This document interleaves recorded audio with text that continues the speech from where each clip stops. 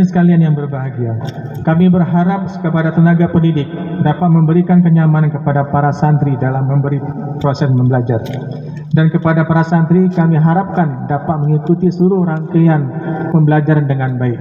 Kepedulian terhadap pendidikan bukan hanya tanggung jawab pemerintah, namun semua pihak. Diawali dengan ucapan Bismillahirrahmanirrahim. SMP dan SMA Dayah Nurul Huda dengan resmi kita nyatakan dibuka.